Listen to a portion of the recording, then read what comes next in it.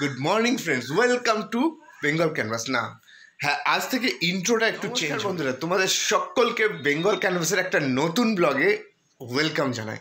আর আজকে সকাল সকাল উঠে, আজকে হচ্ছে অ্যাকচুয়ালি মঙ্গলবার, উঠে ভিডিওটা আপলোড করে দিয়েছি। আজকে বিকেল 3টে থেকে আরেকটা ভিডিও চলে আসছে এবং তারপরে আরেকটা নতুন ব্লগ শুরু করে দিচ্ছি। কালকে যে বিরিয়ানির দোকানটা থেকে বিরিয়ানিটা এনেছিলাম দেখলে, সেই বিরিয়ানিটা সত্যিই খুব ভালো ছিল। অনেক দিন পরে এরকম লাইট, মানে খুব বেশি তেল নাই, খুব বেশি মশলা নাই, হালকা সেন্ট আছে। যদি দোকানের পাশ দিয়ে যাও না তো মনে হবে যে প্রচণ্ড সেন্ট, কিন্তু যে সেন্টটা দিচ্ছে খুব মিষ্টি সেন্ট দিচ্ছে এবং খেতে খুব ভালো লাগছিলো এবং খাওয়ার পর হজমও হয়েছে। কেন গরমকাল ছিল, অনেক সময় বিরিয়ানি টিরিয়ানি খেলে পেটে প্রবলেম হতে পারে, কিন্তু সেটা হয়নি, ঠিকঠাকই ছিল। আর যাই হোক, সকালবেলা উঠেছি, উঠে কিছু কাজ আছে, সেই কাজগুলো সারবো। কাজ বলতে আমার নেটওয়ার্কিং সোশ্যাল সাইটগুলো একটু প্রবলেম হচ্ছে হ্যান্ডেল করতে, তো সেইগুলোর জন্য একটু কাজ করবো। ডেস্কটপটা চালিয়েছি কোনোভাবে, অনেক দিনের পুরনো ডেস্কটপ, তো তাই চালানোর পর এখন বসে বসে ওগুলোকে সেট আপ করা শুরু।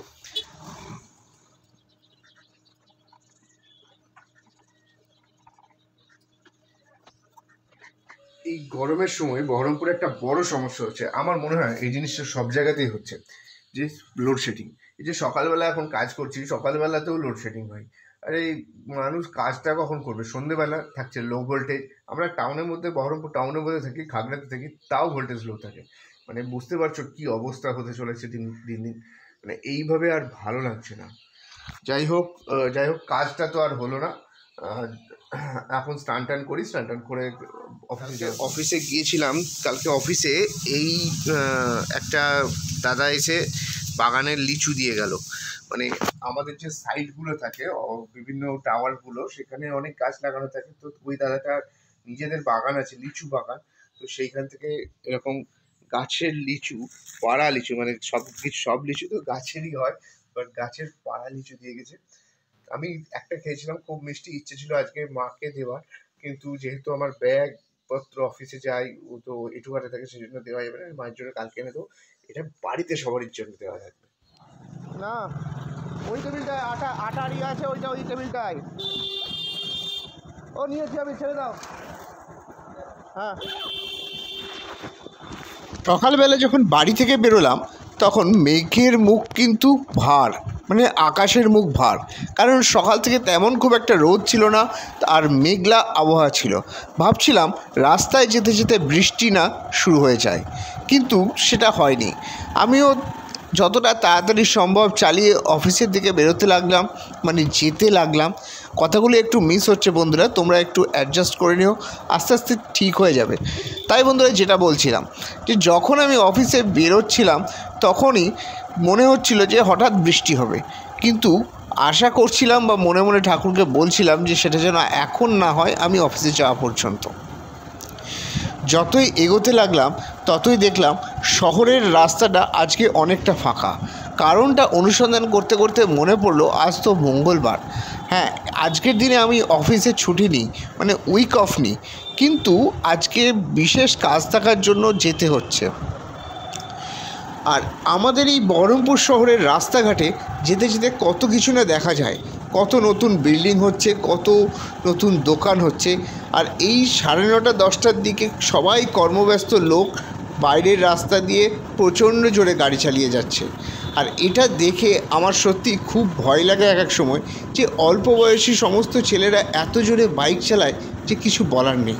তোমরা যারা আমার ভিডিওটি দেখছো, বাইক যখন চালাবে না, খুব সাবধানে চালিও, কারণ অ্যাক্সিডেন্ট দেখা বা অ্যাক্সিডেন্ট হওয়ার একটা মানে খুব ভালো এক্সপিরিয়েন্স আমার আছে, সেই থেকে তোমাদেরকেও আমি রিকোয়েস্ট করছি।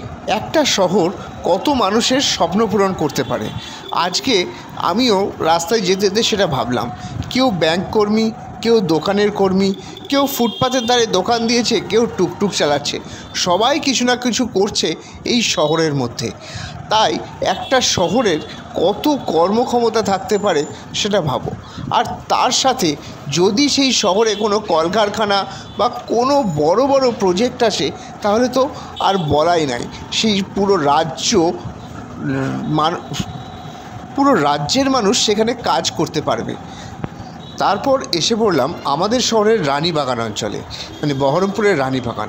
আমার তো এটাকে ডাক্তারপাড়া বলে মনে হয়, কারণ এখানে প্রচুর ডাক্তার, প্রায় রাস্তার দুধারে প্রত্যেকটা দোকানে প্রচুর ডাক্তার বসে আর প্রচুর রুগীরা এখানে চিকিৎসা করাতে আসে। তাই আমি মনে মনে বলি এই জায়গাটার নাম ডাক্তারপাড়া হলেই ভালো হতো। অনেক মানুষ এখান থেকে উপকৃত হয়। আর সোজা এই রাস্তা দিয়ে বেরিয়ে গিয়ে সোজা চলে যেতে হবে লালদিঘি। তো আমি সেদিকে যাব না, আমি চলে যাব বাস স্ট্যান্ডের দিকে। আজকে তুলনামূলক রাস্তাটাতে ভিড়টা অনেকটাই কম, তাই বাইকটা চালাতেও খুব সুবিধা হচ্ছিল।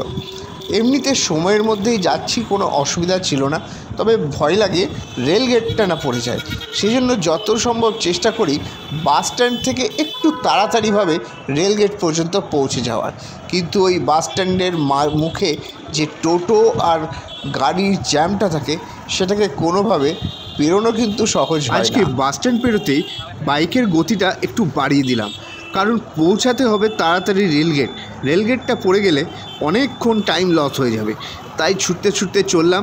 আর সাইডে যে দিদিভাইরা বাইক চালিয়ে যাচ্ছিল, সেই দিদিভাই কানে হেডফোন লাগিয়ে হাত নাড়তে নাড়তে কথা বলে যাচ্ছিল। আমার তো বেশ ভয়ই লাগছিল যে একটু যদি বাঁয়ে বা ডাঁয়ে হয়ে যায় তাহলেই গেল গণ্ডগোল। তাও আমি ওভারটেক করে এগিয়ে চলে এলাম। মধুপুর বাজারটা পেরোচ্ছি যখন, তখন বুঝতে পারলাম যে রেলগেট আজকে আর খাবো না। তো যাই হোক, গাড়িটাকে টেনে নিয়ে চলতে লাগলাম। আর এই টুকটুকগুলো নিয়ে হয় সমস্যা। কালকের ভিডিওতে আমি তাই বলছিলাম যে টুকটুকগুলো ডাইনে বাঁয়ে এমনভাবে হঠাৎ করে বেঁকে যায় যে খুব মুশকিল। আর সত্যি করে এমন একটা সাইজ না ওদের যে সহজে কাটানো কিন্তু খুব মুশকিল হয়ে যায়। তবে বড় রাস্তাতে অসুবিধা কম হয়। আমার এই ভিডিওগুলো যারা দেখছো তাদের যদি অবশ্যই ভালো লেগে থাকে তাহলে লাইক কমেন্ট করে চ্যানেলটির পাশে থেকো, এবং তোমাদের ভালোবাসায় এবং আশীর্বাদে আশা করছি চ্যানেলটি আগামী দিনে অনেক বড় হবে এবং সেখানে তোমাদেরকে আমি অনেক কিছু গিফট করতে পারবো এই চ্যানেলের মাধ্যমে। তাই বন্ধুরা, পাশে থেকো, সাথে থেকো এবং দেখতে থাকো আজকের বাকি ব্লগটুকু। যাই হোক, রেলগেট তো পৌঁছে গেলাম, যেটা নিয়ে টেনশন ছিল। তো সেটা পেরিয়ে আবার সোজা চললাম অফিসের দিকে। 55 তলা পেরিয়ে অনেকটাই যেতে হয় আমাকে অফিসে, সময়টা প্রায় 15-20 মিনিট লাগে।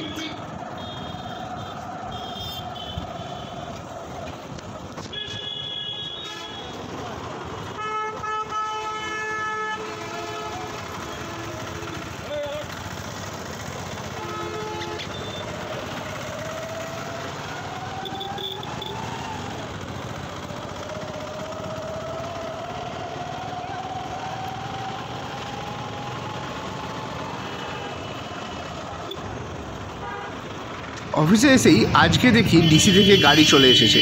তো সেই গাড়িটাকে খোলার জন্য নিচে নামলাম। পিছন পিছন সিকিউরিটি সাহেবও আসছিলেন। তো তারপর কাজ শুরু হয়ে গেল। অফিসে বসে আছি, দুপুরবেলা খাওয়া হয়ে গেছে। সত্যি কথা বলতে মনের ভেতর আজকে খুব টেনশন আছে, কারণ যেটা বাড়িতে ফোন করে জানলাম বেটোর শরীরটা আবার খারাপ লাগছে, প্রীতিরও আবার জ্বর লাগছে। ভাই ভালো লাগছে না কিছু। 2-3 দিন ধরে এত সমস্যা শরীর নিয়ে, মনটা সত্যি করে আজকে খুবই খারাপ হয়ে গেল। আর যখন সকালবেলা উঠেছিল বেটু, তখন ওর মানে এই নাকের কাছে এইগুলোতে একটা লাল লাল একটু দাগ হয়েছিল। সুতোর লাগালে একটু কমলো, বাট নট কিওর। এটাই এখন টেনশনের হচ্ছে যে এটা কি ঠান্ডা লাগা গেল, পেট খারাপ গেল, তারপর ঠান্ডা লাগা গেল, আবার এটা এলো, সাথে প্রীতিরও শরীর খারাপ। খুব অফিসের ডিউটি শেষ হলো, আর অফিসের ডিউটি শেষ হয়ে বেরোনো হচ্ছে এবার।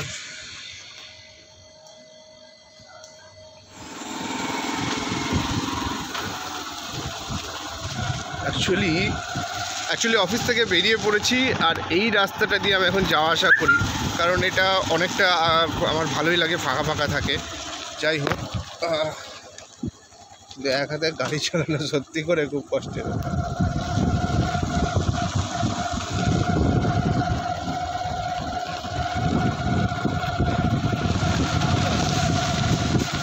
চারিদিকটা পুরো মাঠ। এখনও অত বাড়ি হয়নি এই সাইডগুলোতে। বহরমপুরের বাইরের দিকে এই জায়গাগুলোই ফাঁকা আছে, এটা বহরমপুরের ভেতর না, এটা প্রায় কাশিম বাজারের পিছন দিকের জায়গা। তো আশেপাশে আস্তে আস্তে বাড়ি হয়ে যাচ্ছে। এই দেখো এখানে একটা বাড়ি হচ্ছে রিসেন্টলি, এটা হলো আমার চোখের সামনে, এটা হলো খুব সুন্দর লাগছে। আগামী দিনে গিয়ে এই জায়গাগুলো আমাদের সেই খাগড়ার মতো হয়ে যাবে, যাতে এত জঞ্জাট হবে, এত লোকের মানে ভিড় হবে যে সেটাতে যাওয়া আসাটার এই আনন্দটা থাকবে না। জাস্ট বাড়ি পৌঁছালাম, বাড়ি পৌঁছে দেখি বেটু নিচে খেলা করছে আর প্রীতি এখানে কলিং করছে। কলিং তো করছে না, একটা কি দেখাচ্ছিলাম কিছু না, আবার আবদার হচ্ছে একটা শাড়ি কিনে দাও, শাড়ি কিনে দাও, শাড়ি। হ্যাঁ একদমই একদমই আমাকেই দিতে হবে। আচ্ছা আমি তোমাকে আজকে রসগোল্লা খাওয়াচ্ছি, ঠিক আছে? রসগোল্লা দিচ্ছি, হ্যাঁ রসগোল্লা। ছানা বড়া খাও, ছানা বড়া খাও, ঠিক আছে? সন্ধ্যাবেলা বাড়ি আসার পর 2 মিনিট বসতে পারিনি। এখন বাড়ির ঘড়িতে প্রায় 10:30 বাজে। এতক্ষণে সমস্ত কিছু শেষ হলো, এবার খাওয়া দাওয়া হবে। আর বেটুকে আবার ডাক্তারের কাছে নিয়ে যেতে হয়েছিল। তো এই চলছে লাইফে, আর এটাই জীবন। তাড়াতাড়ি খাবার নিয়ে আসো গো, ও গো তাড়াতাড়ি খাবার নিয়ে আসো। মা এখানে জল ভরছে।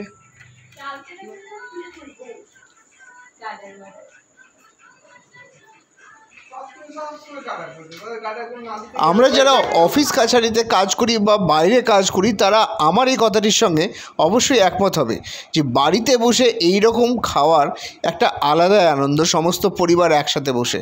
আর আমি প্রতিদিন রাতে চেষ্টা করি একসাথে বসে খাওয়ার, কারণ সারাদিনে তো সময় হয় না বাড়ির লোকগুলোর সঙ্গে কথা বলার। আজকের ভিডিওটা এখানেই শেষ করছি। সারাদিনটা তো এরকমই থাকলো না, সারাদিনটা এরকমই কাটলো, বুঝলে তো? আর এটার নামই বোধহয় জীবন। প্রত্যেকটা দিন কিন্তু জীবনের সমান হয় না। আমাদের লাগে যে আমরা একই রকম জীবন যাচ্ছে, কিন্তু না, সেটা হয় না। তো যাই হোক, দিনটা কাটালাম। এখন খুব টেনশনের মধ্যে দিয়ে যাচ্ছি, যেহেতু বেটুর শরীরটা ঠিক নেই, সাথে প্রীতিরও একটু সমস্যা হচ্ছে, আমারও আজকে একটু ঘুম পাচ্ছে, শরীরটা ভালো লাগছে না। তো যাই হোক, আজকের ভিডিওটা এখানে শেষ করলাম। দেখা হচ্ছে তোমাদের সঙ্গে আগামীকাল নতুন একটা ব্লগে। আর আগামী দিন ধরে আরও নতুন নতুন ব্লগ আসছে, আরও নতুন নতুন জিনিস আনবো। তো তোমরা দেখতে থাকো, আর চ্যানেলে নতুন থাকলে সাবস্ক্রাইব করে চ্যানেলটির পাশে থেকো। টাটা।